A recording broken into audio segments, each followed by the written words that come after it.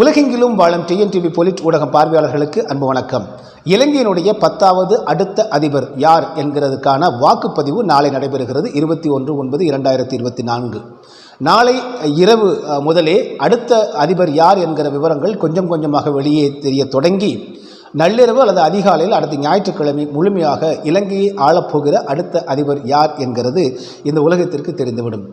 கடந்த தேர்தலிற்கு பிறகு பார்த்தீங்கன்னா கோத்தபய ராஜபக்ஷ அங்கே அதிபராக இருந்தார். 2022 ஏற்பட்ட மிகப்பெரிய பொருளாதார சீரழிவு காரணமாக ராஜபக்ச குடும்பமே நாட்டை விட்டு ஓடக்கூடிய ஒரு சூழ்நிலை உருவாகியது. அப்படிப்பட்ட நிலையில் நாட்டை விட்டு ஓடினார் கோத்தபய. அதற்கு பிறகு பார்த்தீங்கன்னா ரணில் விக்ரமசிங்கே இருக்கின்ற எம்பிக்களுடைய ஆதரவோடு ஆட்சியை தக்க வைத்து அவர் இதுவரையிலும் ஆட்சி ஆண்டு வந்தார். தற்பொழுது தேர்தலுக்கான காலகட்டம் நெருங்கி வந்திருக்கும் நிலையில் இப்போ மிக முக்கியமாக பொருளாதார பின்னடைவு சீரழிவு ஏற்பட்ட நிலையில் ராஜபக்ஷ குடும்பம் வெளியேற்றப்பட்ட நிலையில் தற்பொழுது நடக்கக்கூடிய இந்த தேர்தல் ஒரு எலெக்டட் பாடியாக இருக்கக்கூடிய இந்த தேர்தலில் யார் வெற்றி பெறுவார்கள் அப்படிங்கிறத ஒரு மிகப்பெரிய கேள்வியாக இருக்குது. ஏனென்றால் இந்த குறிப்பாக கோத்தபய ராஜபக்ஷ இருந்த காலத்தில் 2022 எரிபொருள் விலையேற்றம், உணவு பற்றாக்குறை, மக்கள் வெகுண்டு எழுந்து ராஜபக்ஷ குடும்பத்தினுடைய மாளிகைக்குள்ளேயே நுழைந்த காட்சிகள் எல்லாம் நம்ம பார்த்தோம்.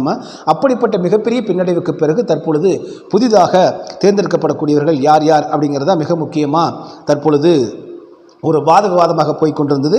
இப்போ இந்த போட்டியில் 3 பேர் நிற்கிறாங்க. அனுரகுமார திசநாயக, அதே போல் ரணில் விக்ரமசிங்க, அடுத்தது பார்த்திங்கன்னா பிரேமதாசா. இந்த 3 பேர் தான் இப்போ மிக முக்கியமான இவர்கள் போட்டியில் நிற்கிறாங்க.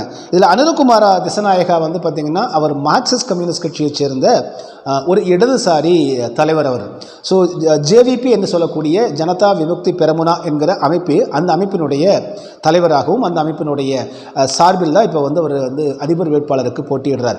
தற்போது உள்ள நிலைமையில் பார்த்திங்க அப்படின்னா ரணில் விக்ரமசிங்கே அவர் அமெரிக்க ஆதரவாளர் என்று கருதப்பட்டாலும் கூட சீன ஆதரவாளரான ராஜபக்ச குடும்பம் நாட்டை விட்டு வெளியேறிய சூழ்நிலையில் அங்கே ஆட்சியை தக்க வைப்பதற்கு, ஆட்சியை அமைப்பதற்கு, அவர் அதிபராவதற்கு ராஜபக்சவனுடைய ஆதரவு எம்பிக்களை வைத்து தான் அவர் அதிபரானார்.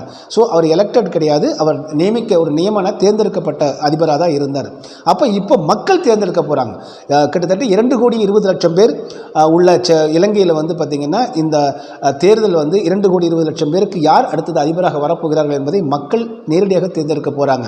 அந்த கட்டத்தில் இப்போ பார்த்திங்கன்னா அதிகமாக பெயர் அடிபடக்கூடியது எதுவாக இருக்குது, யாருடைய பெயர் இருக்குன்னா திசநாயக, அனுரகுமார திசநாயக, ஜேவிபி ஜனதா விமுக்தி பெரமுனா அவர்தான் முன்னணியில் இருப்பதாக தொடக்கத்திலிருந்தே நீங்கள் பார்த்திங்கன்னா அங்குள்ள கருத்து கணிப்புகள், தகவல்கள், மூத்த பத்திரிகையாளர்கள் இவங்களாம் சொல்லக்கூடிய கருத்தாக இருக்குது.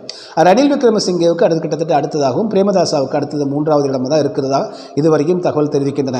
இந்த சூழ்நிலையில் அனுரகுமார திசநாயகா அவர் ஆட்சிக்கு வந்தால் இந்தியாவிற்கு என்ன விதமான ஒரு உறவு மேம்பாட்டில் எப்படி இருக்கும் என்ற கேள்வியும் எழுகிறது.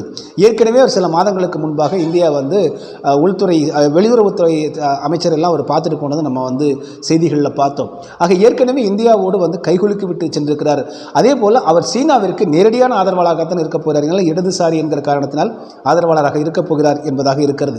இப்படிப்பட்ட நிலையில் இந்திய சீன உறவு என்கிற, அதே போல் இந்திய இலங்கை சீனா, இந்த 3 உறவுகளும் எப்படிப்பட்டதாக, இந்தியா எப்படிப்பட்டதாக நாளை இதை எதிர்கொள்ளப் போகிறது, திசநாயகா எப்படி இந்தியாவையும் சீனாவையும் ஒரு சேர கையாளப் போகிறார், அமெரிக்காவை எப்படி எதிர்கொள்ளப் போகிறார் என்பதெல்லாம் இருக்கிறது. எனவே ரணில் விக்ரமசிங்கே வந்தாலும் திசநாயகா வந்தாலும் அவர்களுக்கு மிகப்பெரிய ஒரு சவால் என்று சொல்லக்கூடிய அளவுக்கு மிகப்பெரிய ஒரு சாதனையாக இருக்க போகிறது. என்னன்னு பார்த்தீங்கன்னா இந்த பொருளாதாரத்தில் மீட்டெடுத்து கொண்டு வர வேண்டிய நிலை, பல லட்சம் கோடி கடன்கள் வெளிநாடுகளுக்கு உலக வங்கிக்கு தர வேண்டி இருக்கிறது.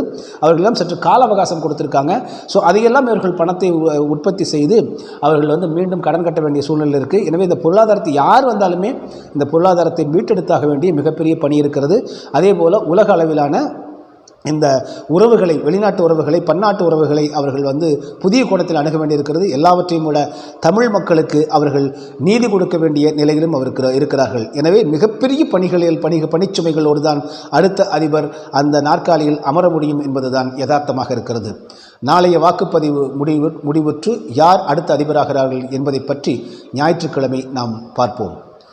மீண்டும் மற்றொரு காணொளியில் உங்களை சந்திக்கிறேன். அதுவரை நன்றி, அன்பு, வணக்கம்.